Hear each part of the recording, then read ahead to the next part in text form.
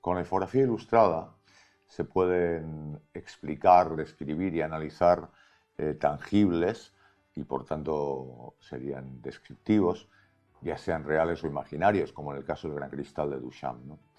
Mediante los datos, mediante la infografía con datos, podemos narrar conceptos y por tanto suelen ser intangibles.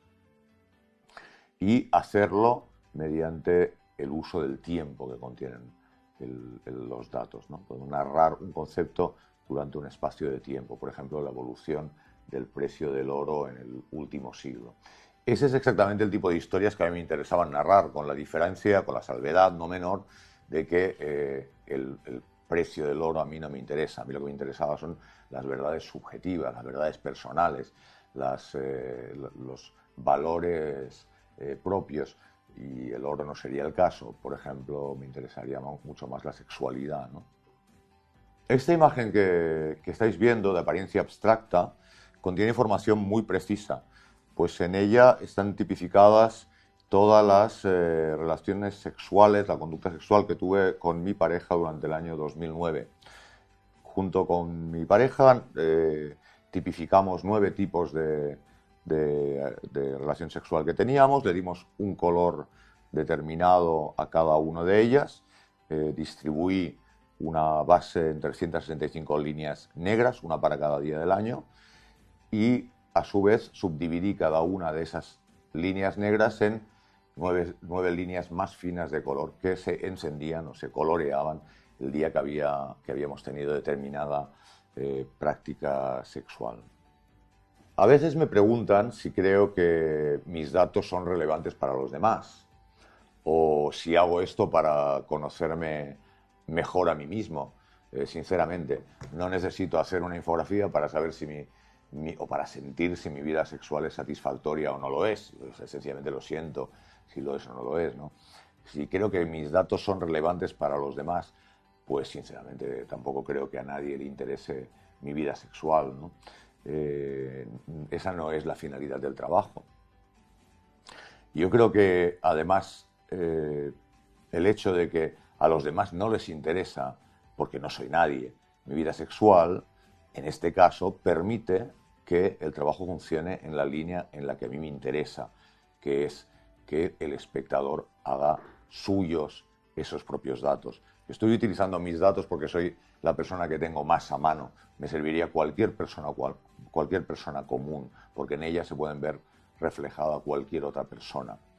Utilizo los datos como una especie de explicación del funcionamiento del tema que propongo, un tema inherente al ser humano, porque todo el mundo tiene una vida sexual o no la tiene, que para este caso es lo mismo que tenerla, ¿no?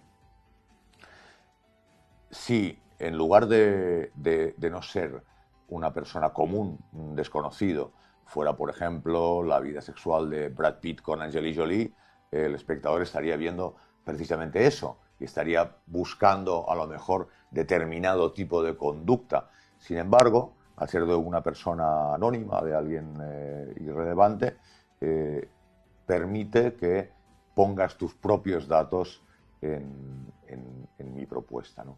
Y eso es lo que yo percibo muy a menudo cuando se inaugura una exposición, que es cuando tengo mayor feedback. Me pongo de espectador y escucho lo que la gente dice, los comentarios que la gente hace, y que suelen ser generalmente comparativos en la medida que ellos se ponen en la infografía, ¿no? Pero probablemente el ejemplo más claro de que esta infografía funciona, para mí es un caso de éxito en la propuesta que yo quiero, que es que funcione para el espectador, es que ha sido censurada en algunos espacios de arte y en algunas publicaciones. Y yo me pregunto cuando lo veo, ¿qué están viendo los editores que no han querido publicarla o los espacios de arte que no han querido exponerla, más allá de las líneas de colores que estáis viendo, ¿no?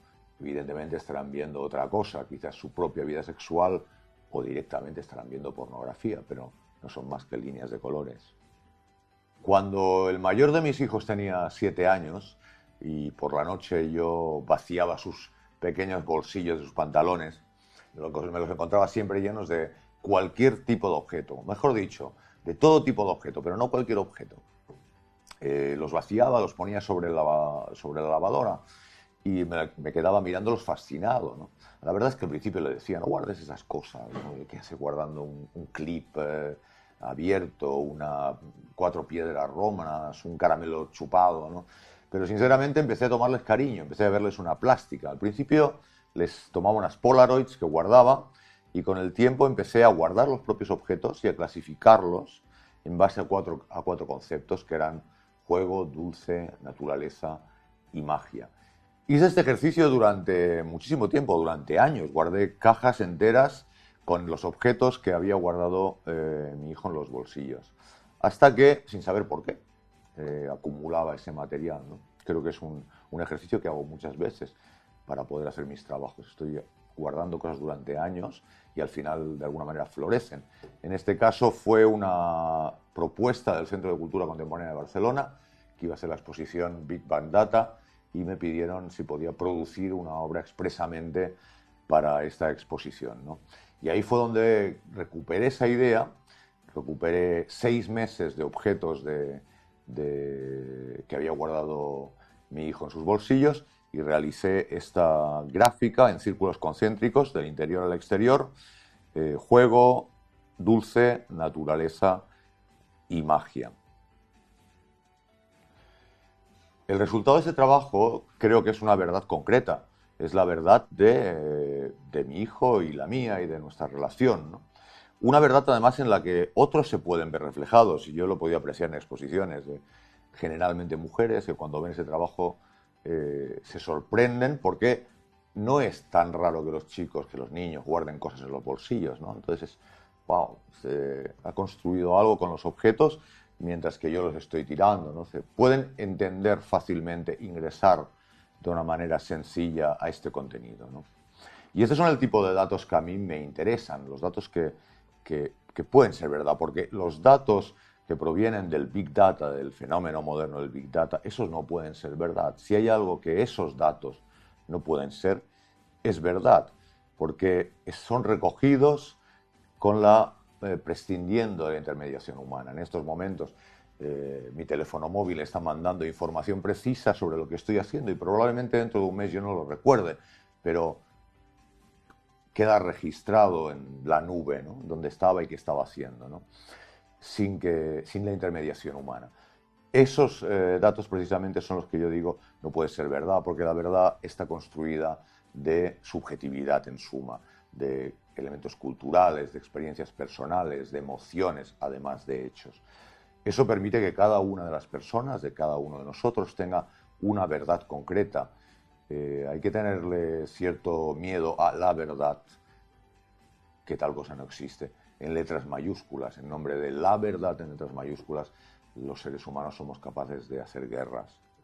Vamos a profundizar en la siguiente lección sobre esta serie de conceptos y algunos más, intentando responder una pregunta que me hago a mí mismo, que es que si realmente lo que yo uso son datos.